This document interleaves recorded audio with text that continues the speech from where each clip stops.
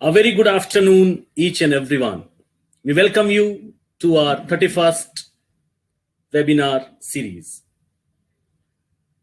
Before we start, I just want to mention that this session is being recorded. So please do not share any personal details in the chat box. As you all know that English Language Teachers Association of India is organizing these sessions, and who are we? Although many of you are aware with it, but those who are joining us today or they are not aware, please go through the video of our association.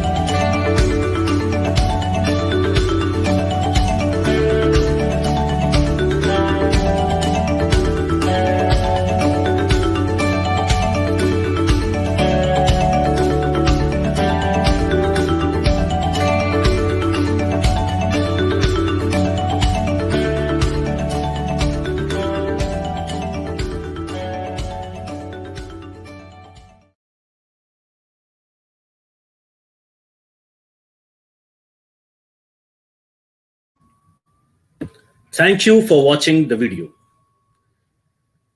Before we start, I would like to welcome the moderators of the session, Mr. Irish Prakash and Mr. Prabhuling. And now I would like to request the moderator of the session, Mr. R.S. Prakash, to introduce the topic as well as the speaker with us. Over to you, Mr. Prakash. Thank you, Dr. Shravan. Very good evening, everyone. I welcome you all for 31st ELTAI webinar. Today's topic is teaching poetry effectively. Poetry is the spontaneous overflow of powerful feelings, It takes its origin from emotion recollect in tranquility. With the words of William Wordsworth, let me introduce today's esteemed speaker, Dr. Parthasarathi Mishra. Dr. Parthasarathi Mishra, a faculty, Ajim Premji University, Bangalore, he has been working in the fields of English literature, linguistics, and language pedagogy for more than 3 decades. Besides obtaining postgraduate diploma in English language teaching from Central Institute of English and Foreign Language, presently it is being called IFLU, Hyderabad, and a PhD in linguistics from the University of Calcutta. Dr. Mishra passed MA in English from the University of Nottingham, United Kingdom.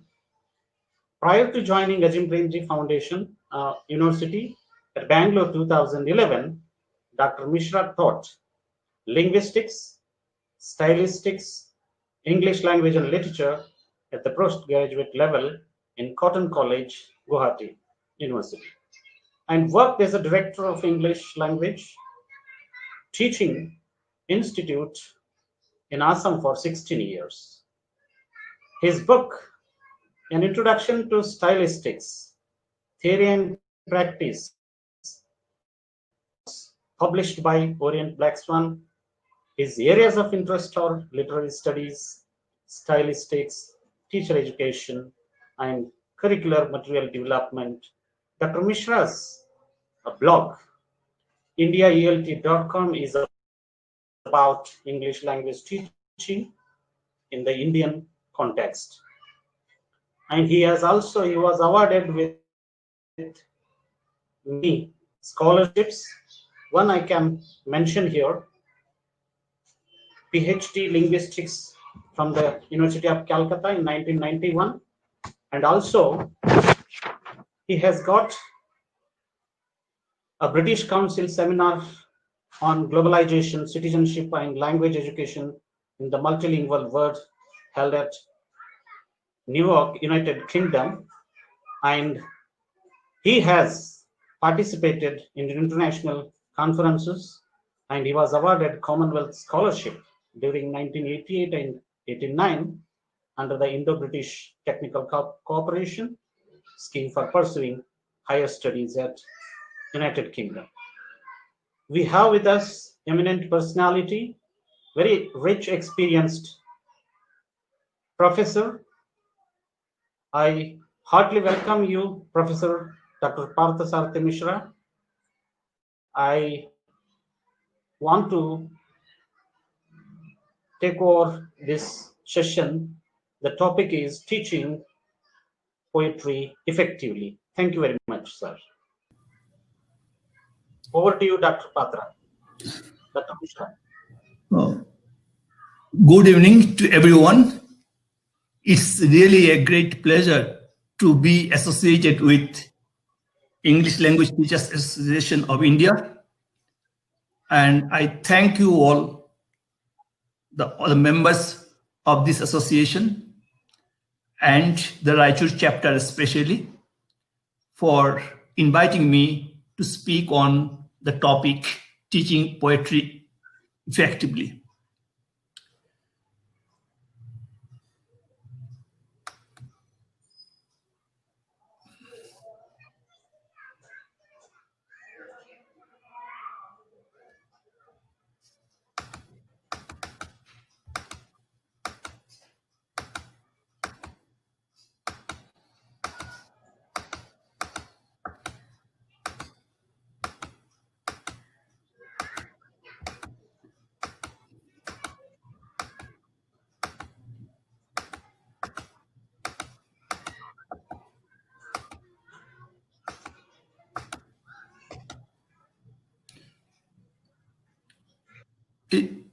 Dr. Prakash, is the screen visible? Yes, yes. Yes, sir. Screen is visible. Please go ahead. Okay. Now, all of us, we are teachers and we teach English. Now, first of all, I would like to request you, all of you who are attending this webinar to just think about these 3 points. And so far the first question is concerned, why do we teach poetry in our English classes? You can put forward your views in the chat box. Just let all of you know the reasons why we teach and why do our students find poetry in English difficult. But I would like you to just ponder on these 2 vital questions.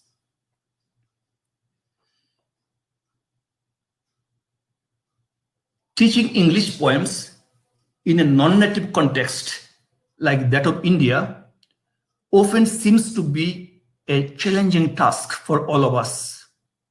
Students who are not in a position to read and comprehend a single paragraph written in English often find it very difficult to appreciate poems written in English, as the vocabulary, syntax, and the diction used in poems demand a higher level of competence and language sensitivity.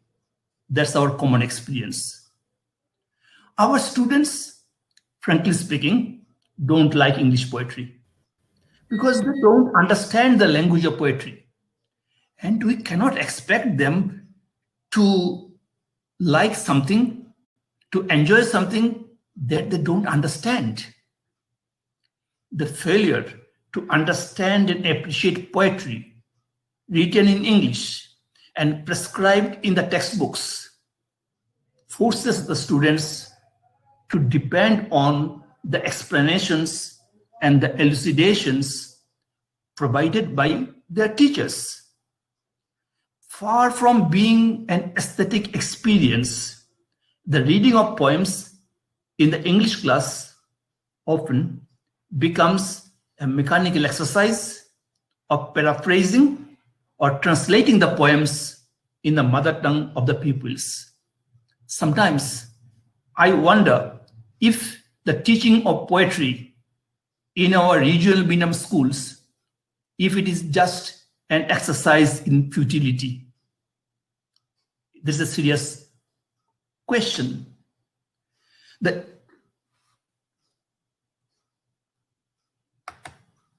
poetry in our classroom is conditioned by a number of factors.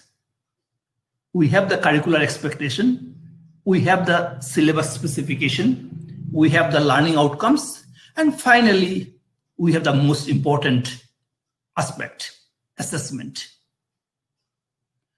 The English syllabus is prescribed for the secondary level, especially of the country, by the Central Board of Secondary Education or various state boards of education, articulate the objectives of the syllabus, objectives of teaching poetry at different levels of school education quite clearly. Then comes the NCERT learning outcomes as adopted or adapted by all the states of the country are quite specific regarding the expected outcome of studying poetry in all the language classes and especially in the English class. If we go to the syllabus document prescribed by the CBSE or any state boards of the country, we find that almost all the documents mention these 3 points: developing imagination, aesthetic sensibility, appreciation. And then after curricular expectation comes syllabus specification. I quote from the CBSE document: the English class should not be seen as a place merely to read poems and stories, but an area of activities to develop the learner's imagination, which is a major aim of language study. And I have examined the syllabus of a number of states, and I find that in almost in all the states, broadly speaking, developing learners' imagination gets the upper hand in the syllabus specification. Take, for example, the syllabus document, English syllabus of Andhra Pradesh. I quote from the same document, page 21. It says, the learner should be able to appreciate the beauty of a literary piece by developing an awareness of literary devices like figurative language, imagery, allegory, and symbolism. They should be able to make informed aesthetic judgments and demonstrate an understanding of artistic expression through analysis. Now, this is the lofty ambition of our syllabus. Not only that of Andhra Pradesh, in all the, you just take into account any syllabus of any state, and you find that these are the lofty ideas which we should translate into action in our classroom. But in spite of the clear-cut guidelines given in the syllabus and the documents on learning outcome in English, our pedagogical processes, so far as English poetry is concerned, is usually teacher-dominated, where the teacher is perceived as the transmitter of knowledge. We stop after each line or each stanza, explain the meaning to the students without ever asking them what they make out of those lines. We never. We tell them what we mean, what we understand, what is our takeaway from that particular poem. We never ask them, well, children, or well, my students, what do you think? How do you respond? Please try to respond. Tell me what you have done. No, never. The recitation, explanation, elucidation, and the interpretation of poems by the teacher are followed by content-based questions and answers. The ineffective pedagogical practices used in teaching English poetry in India, I think, is mainly due to the faulty assessment practices used in the final examinations.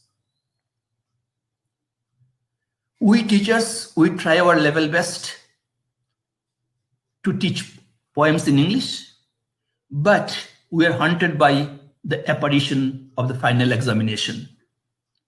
What kind of questions do you ask in the final examination after teaching a poem during a particular year? Factual questions on the poems, which were discussed by the teacher during the class. The syllabus uses high-sounding words like developing imagination, creativity, aesthetic sensibility, appreciation. But the question paper asks content-based questions like, who is the poet of the poem? Name the figure of speech in the following line.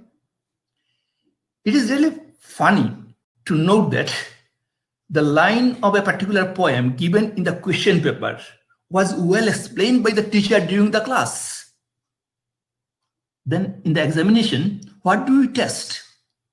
We test the ability of the student to remember what their teacher said in the class about that particular simile or metaphor or any other figures of speech.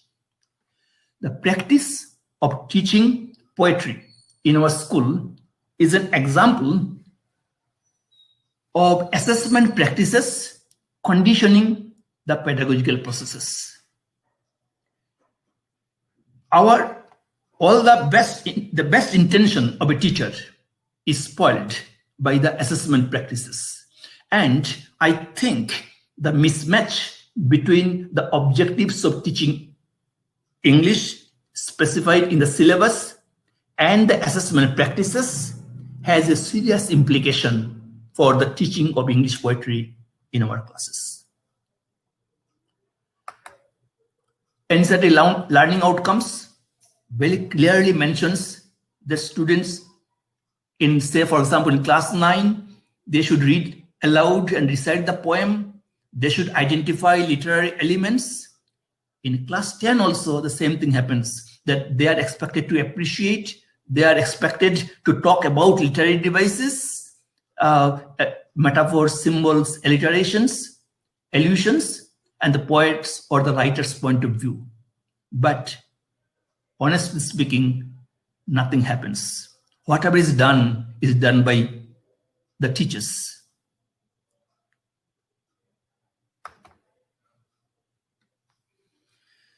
I think teaching poetry is a misnomer. You can't teach a poem. Can you? I can't. All that I have been doing in my life is to empower my children, is to empower my students, whether in class 7 or class 10 or at the higher secondary level or even the MA level. Whatever I tried to empower them, to explore a poem so that during the process of exploring the poem, my students can start appreciating the poem.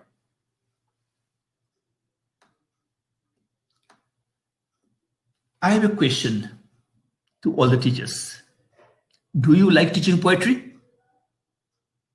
Honestly speaking, poetry as you teach in your classroom, don't you teach poetry in the classroom just because you are asked to do? You have to finish your syllabus. You have to help the children to answer the questions in the final exam. But I think you like teaching poetry only when you enjoy poetry. Then comes the question, when do you enjoy poetry? You start enjoying poetry only when you respond to a poem directly. It is a personal response. You read the poem, listen to the sound and music of the words, notice the musical quality of the words used by the poet in the poem, start visualizing the picture presented in the poem with the help of those words and imageries, and you feel elevated to a higher world of poetry created by the poet. Once you have finished responding to a poem linguistically and personally, I put these two words. As a teacher, my first objective is to respond to a poem linguistically and personally. And only when I can do that, I can appreciate the poem. And my next step will be to facilitate the appreciation of the poem by the students. Reading a poetry, I believe, and all of you know, everybody will agree that it is an aesthetic experience which cannot be handed over to our students as a commodity. All that we can do is to create the conducive environment that prompts the blossoming of the aesthetic experience among the students in the classroom. Then, what's our task?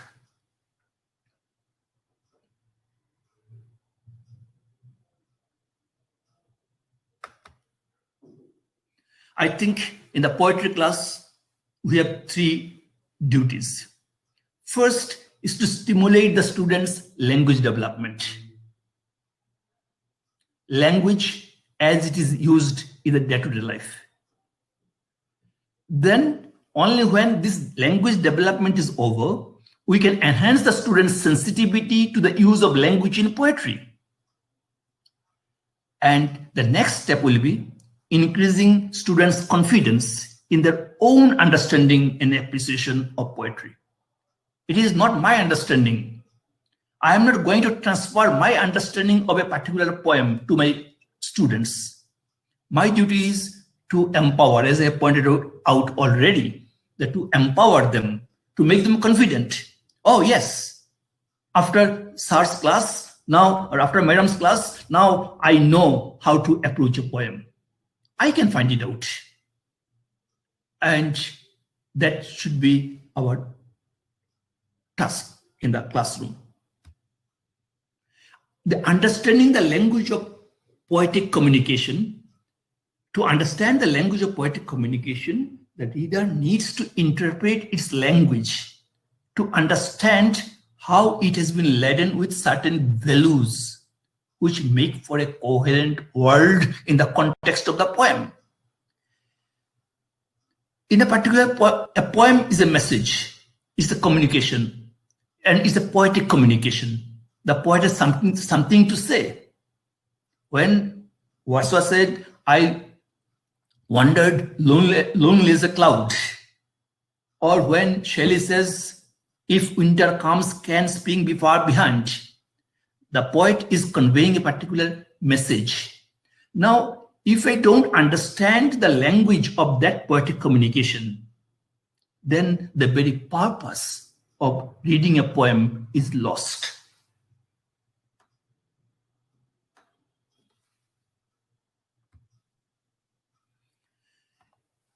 I believe in the two principles of teaching poetry. Poetry is meant to be read, heard, explored, and enjoyed rather than studied. And students should be empowered to respond to the words they hear and read in poems and to picture the images that the words create. We don't teach a poem just to tell them about the content of the poem. In a poem like John Gilpin, what happened there? And how did John Gilpin celebrate his wedding anniversary? That is not at all important. What is important is how has the poet created that world and how he tried to convey a message and how he has created something out of nothing, and whether we are able to appreciate it or not, that's important.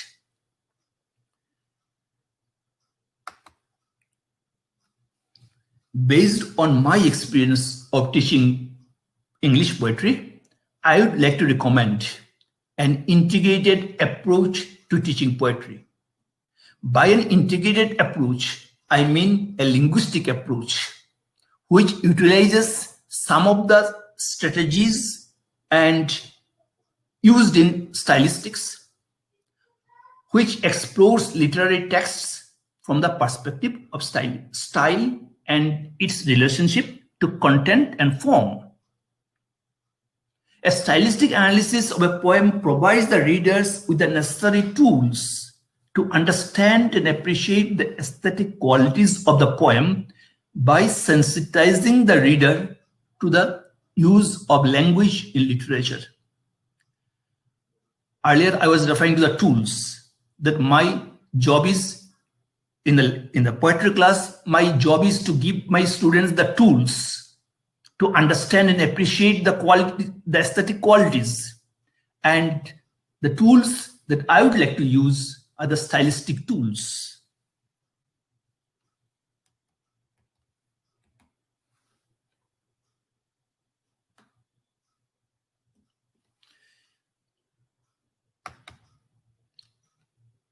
Stylistics tries to find out not just what a text means, but also how it comes to mean what it does.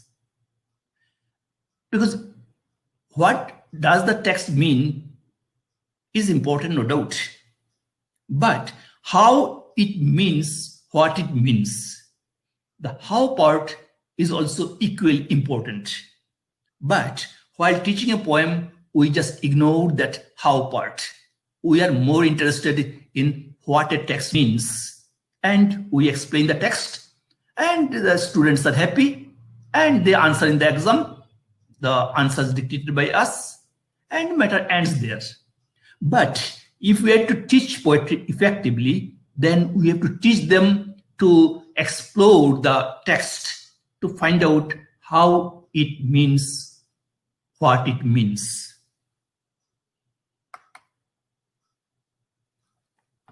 Now, I know some of you might be wondering that what's that?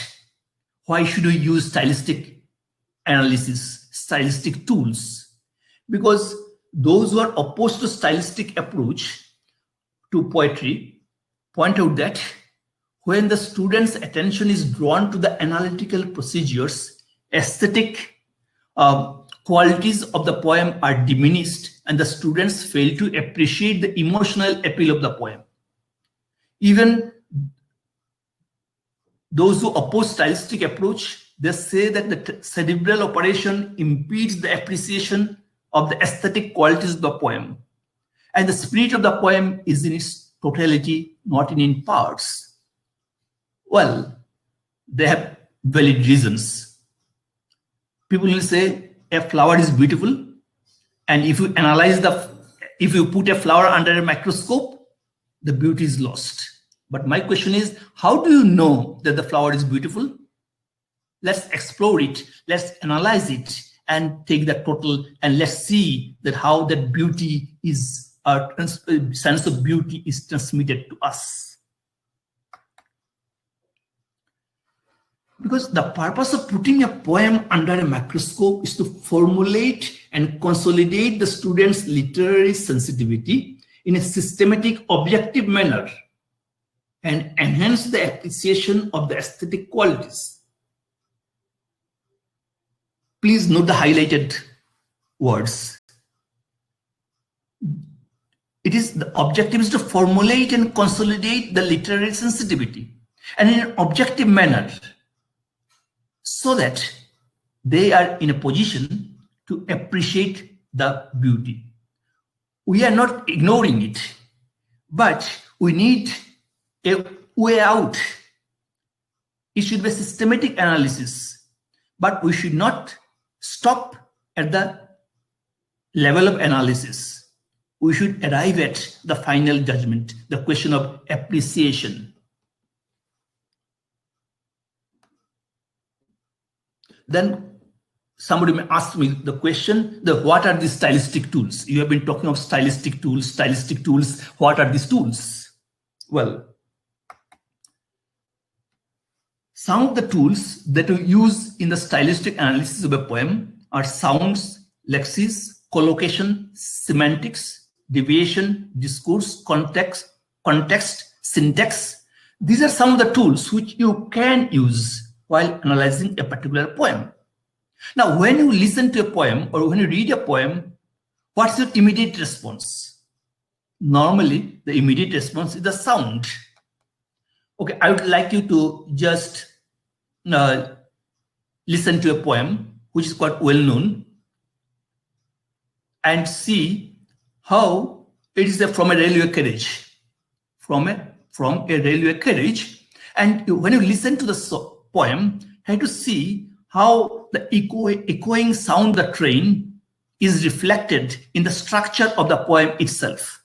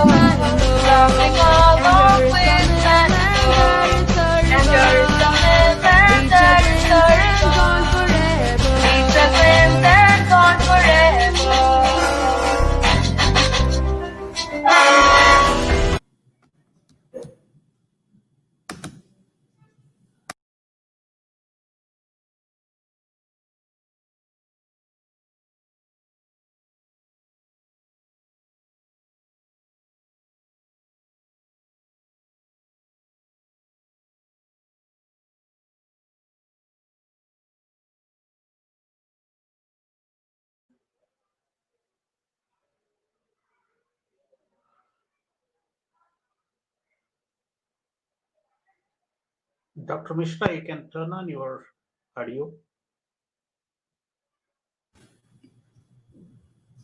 But I can't find the slides. You can go to the slide at the right bottom. White box is there. You just click on the slides.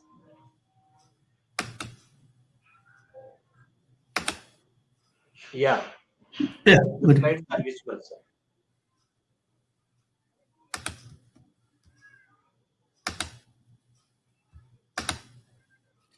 Now you see that here, the quick movement alternating with the slow movement.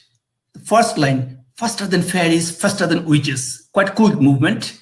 Then second line with the slow, third quick, then slow. Then in the next stanza, you find that the order is reversed. Slow, quick, slow, quick. Now, the quick movement alternates with the slow movement. And now you say this, what is the correlation between the movement of the train and the movement of the whole poem itself? There's the sound effect. I will come to this poem once again. But before that, what is the starting point? A study of the ways words are used and patterned in a poem gives the reader valuable clues to the meaning of the poem. The patterning of the words, their semantic incompatibilities, unusual collocation tell the reader how a poet uses language to create a special effect. Now, that's why look at this lexical chain. Here, what happens that the visual images, the physical and mental, bridges, houses, hedges, ditches, meadows, hill, plain, they're in one category. Then there is a faster than fairies, troops in a battle, fly as thick as driving rain. Now these belong to another category. Now, with a little guidance from the teacher, can't a student find out the patterning and of these words, the grouping of the words, and how do they respond to these words, and how do these words help the poet in conveying the message? We should try, instead of ourselves telling them, look, this is a simile, this is a metaphor, and what does the poet mean by troops in a battle? At least we should prompt them to navigate through the web of words. The poet creates a web of words, and we should, by using by prompting the students to look at the lexical chain, we can prompt them what is the sequence of related words and how they are created, how they are used in the poem. Again, another important aspect is the question of deviation. The world of poetry is not our ordinary world. The words used the lexical items used in a poetry are different. They get a different meaning. And that's what we call the lexical deviation or structural deviation. Okay, let me take another poem. An Irish Airman foresees his death. Just to be brief, I would like you to just consider the third and the fourth lines of the poem. Those that I fight, I do not hate. Those that I guard, I do not love. Now, you see, when I read this poem for the first time, I found that there is something odd. Don't you think so? Those that I fight, I do not hate. Well, if you don't hate somebody, why do you fight with him or her? And those that I guard, I do not love. It is also abnormal, unusual. I love you, that's why I guard you. Our knowledge of the English language tells us that fighting and guarding, hating and loving, they are opposed to each other. But in this poem, what happens? instead of saying, those that I fight, I do not love, and those that I guard, I do not hate, the Irish Airman says, those that I fight, I do not hate, and those that I guard, I do not love. What's wrong? The Irish Airman is fighting high up in the sky. He knows, he foresees his death. And for the Irish Airman, the opposition between fighting and guarding, the opposition between hating and loving is neutralized. They are same. In the context of this poem, there is no distinction between fighting and guarding, no distinction between hating and loving. They are same. They are meaningless to him. And that's why you find that the poet has used these 4 words in a different way, not the normal lexicon. The normal English dictionary won't help you. You have to understand these 4 words in the context of the message conveyed in this poem. Or take a simple example, last line of the poem. In balance with this life, this death. Now, anyone who has some rudimentary knowledge of English language knows the difference between this and that. You can't say this book, this book. If there are 2 books before you, you can't say this book, this book. You say this book, that book. Whichever is nearest to us, this is this. Which is a bit away from that, you are using that. And that's why in our normal use of the language, it should be in balance with this life, that death, if life and death are different. But in this poem, what happens? For the Irish Airman, life and death is the same entity. There is no difference. And this use of the word this life, this death indicates that for the Irish Airman, life and death are the same thing, same object. There is no difference. Then even think of the structure. Nor law, nor duty, nor public man, nor cheering crowds. Now, we know in English we can't say like that. We say neither law nor duty, neither public man nor cheering crowds. But the normal syntactic structure of the English poetry, of English sentences is lost to the Irish Airman who is foreseeing his death. Now, that's why we have to study, we have to explore the language and see how does the poet use the words, the structure in a particular poem to convey a particular message. And that's why lexical deviation and the lexical and the structure of the sentences are also equally important if we are to explore a poem. With that same poem, Irish Airman, you see, the years to come seemed waste of breath, a waste of breath, the years behind. The first part of the one sentence becomes the last part of the other sentence. Now, in what is the context? An Irish Airman flying high up in the sky. And you see that the movement of the plane, the movement of the plane is reflected in the structure of the poem. Plane going forward, then reverse order, then the plane going forward and again going back. The structure itself is, you can relate the structure of the poem with the movement of the plane. Now, teaching plan for a poetry class. I would suggest first the questions of vocabulary exercise using keywords in different contexts, because the students must be familiar with the words, the normal meaning connotations of the words, and then let them read it. Use of words, unusual collocation, structural pattern, deviation. This is the stage.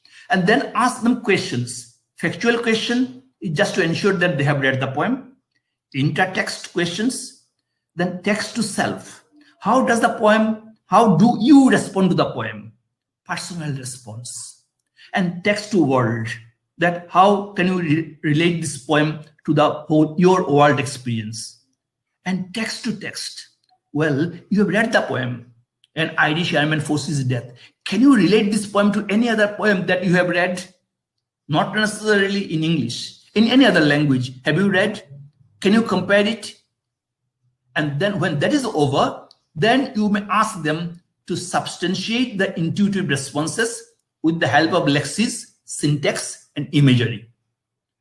Because any study, any class on English poetry should start with the intuitive response of the students. Let them read and let them say what they feel about it. From a railway carriage, you read the poem. How do you visualize it? What's your immediate response? And then you analyze the words, lexical items, the structures, imagery, simile, metaphor, all these poetic devices, and try to find out whether your initial response was all right or not, or you have to modify it. For example, if I take this poem, Whom They Brought Their Warrior Dead. Now in this poem, what happens? There is a conflict between action and inaction. I have mentioned it, plus action, minus action. Now you see the words which are highlighted in red refer to action. Brought, watching, praised, called, stole, took, rose, sat. The actions on the part of the maidens. And minus action, lack of action on the part of the lady. Nor soon, nor uttered, neither spoke, nor moved, neither moved, nor wept. Now, if you prompt the children just to discover this use of words, structures, they will love it. And they will start telling you the look, yes, now I feel, yeah, there's something wrong. Yeah, there's a pattern. Yes, there's something wrong there. How is that? Rose, sat in the last stanza. These two verbs in the beginning, whom they brought their warrior dead, that is a syntactic deviation. Now, because there is something abnormal happened here. Dead body of the husband was brought in. The wife was not responding. And now that other maidens tried to make her cry. And now how has the poet created this unusual world and the conflict between action and inaction, and ultimately action takes place. Even came her tears. Look at the last part of one line, like summer tempest came her tears. The poet does not say she cried, says came her tears. Is there any difference between I cried and came my tears? Judge yourself. Now, this is another my favorite topic, and I would like to draw your attention. Poetry across languages. You know, students reading poetry in their English classes read poetry in other classes also. They're already familiar with figurative language used in poetry. Can't we exploit their experience of poetry in the mother tongue for exploring poetry they read in the English class? Teachers teaching English poetry in the Indian context should be familiar with the poetry written in at least one Indian language.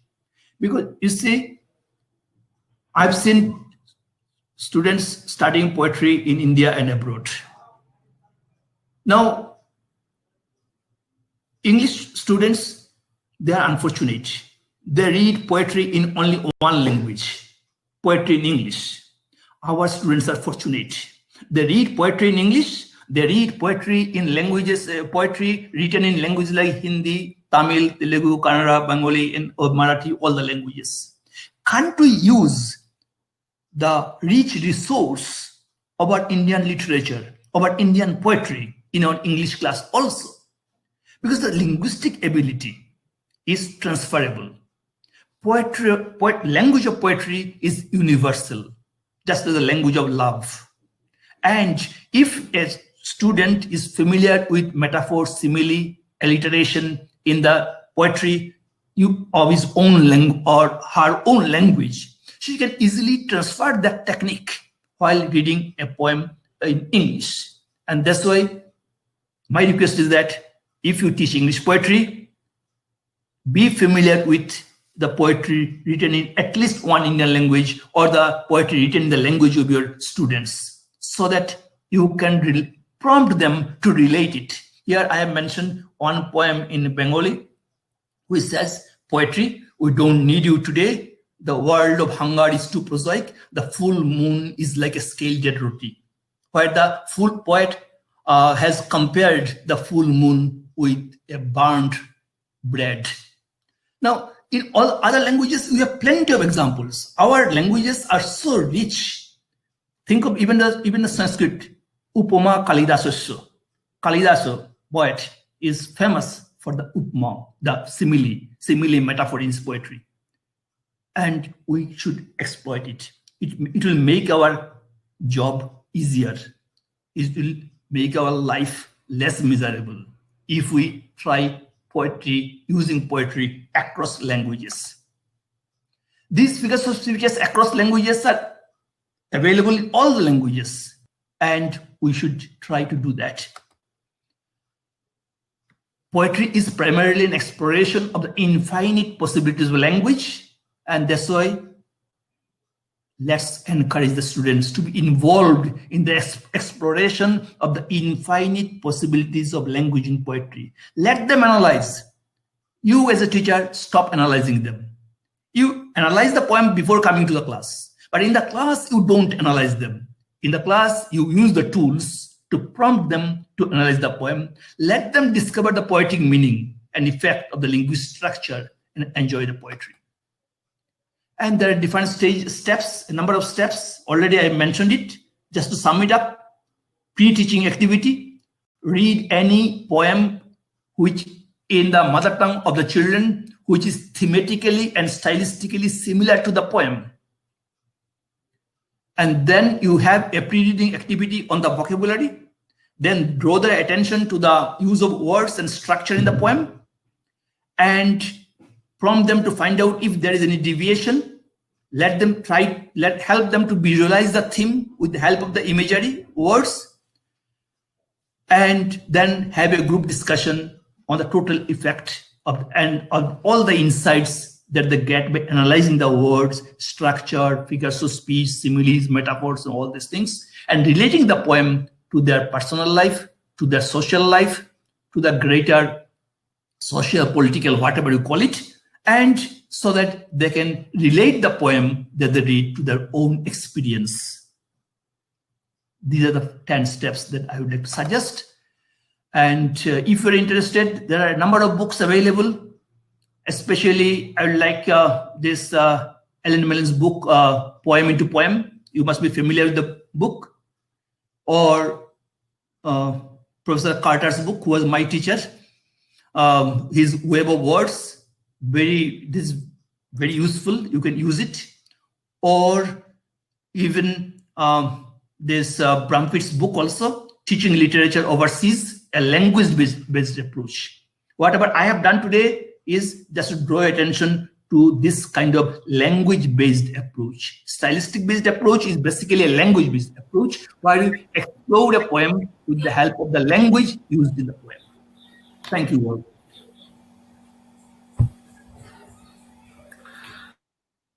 all. Thank you, sir. Thank you very much for your wonderful presentation.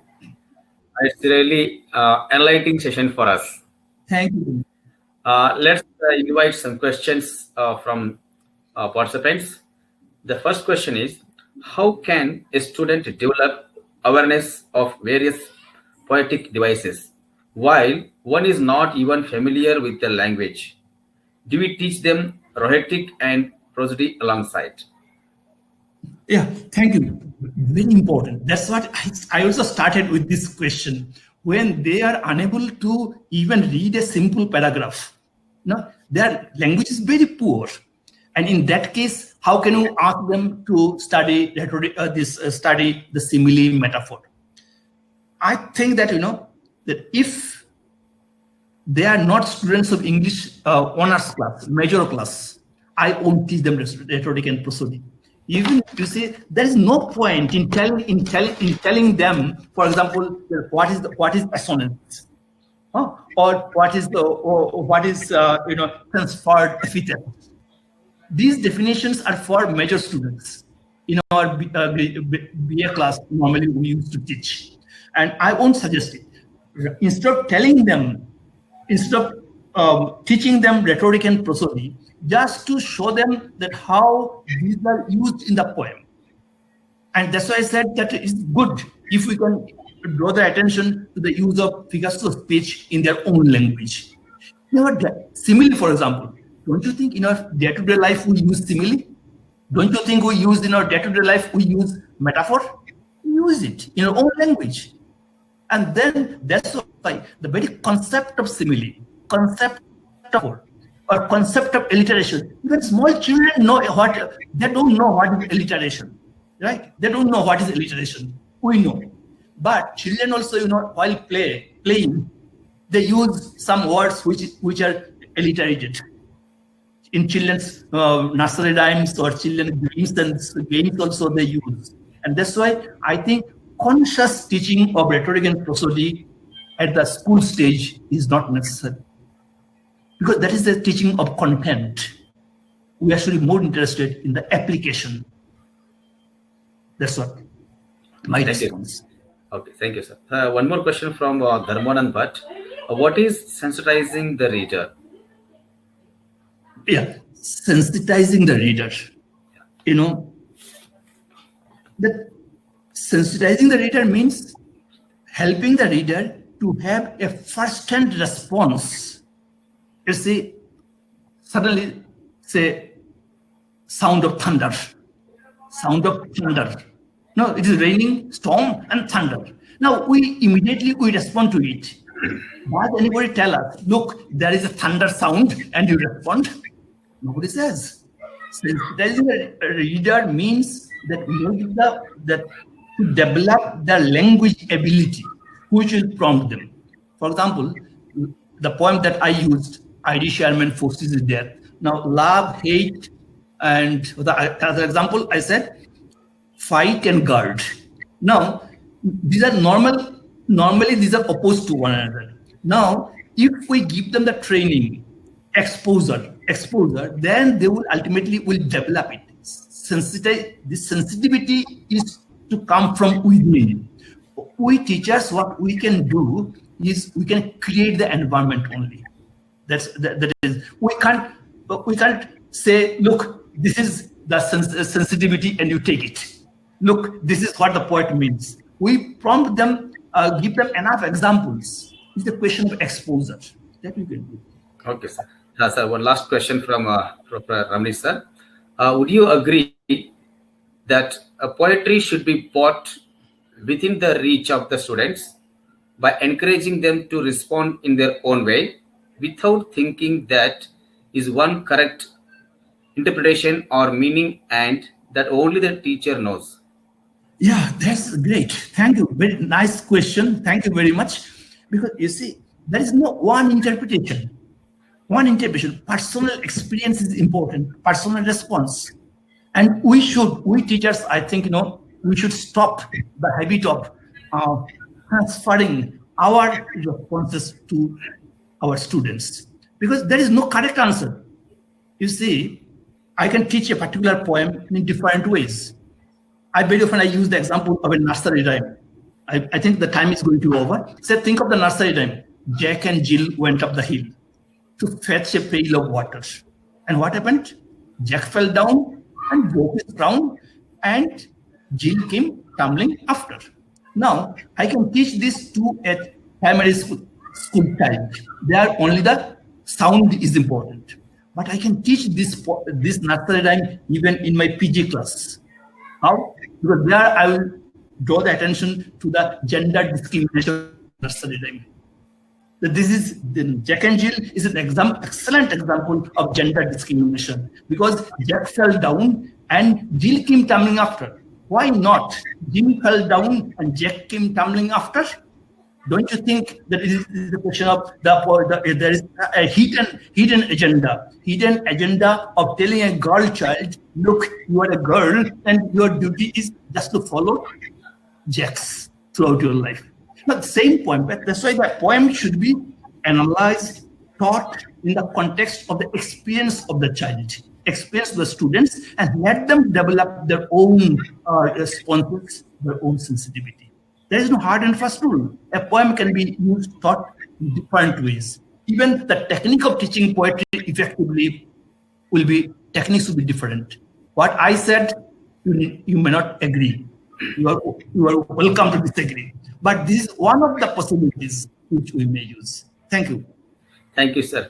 Thank you. It's my pleasure to extend heartfelt gratitude to the speaker, Dr. Parthasarathi Mishra, for his wonderful presentation. Thank you, sir. Thank you very much. Thank you. Thank you. And I also thank ELTAI Raichur chapter head and the whole team for coordination. We thank ELTAI National Executive Committee for giving us an opportunity to coordinate this webinar from Raichur chapter. And we especially thank webinar committee, Dr. Shravan Kumar, Dr. Elango, Dr. P.N. Ramni, Dr. Mohan Raj, and Dr. Xavier for guiding us. We are grateful to all the participants who have registered and joined today's session webinar. And we wish that you continue your support in future ELTAI webinars. Okay, and we have some announcements. The next webinar will be on 30th of December. The topic of the webinar is Design Thinking in ELT. The speaker is Mr. George M. Chenery, ELT Consultant, USA. And the moderator is Dr. S. Asha, Government College, Tong, Rajasthan, and also Vice President of ELTAI Jaipur chapter. And the participants who attended the entire session today will receive certificates in 15 days through your emails. Thank you very much. Thank you all. Thank you. Thank you. Thank you all.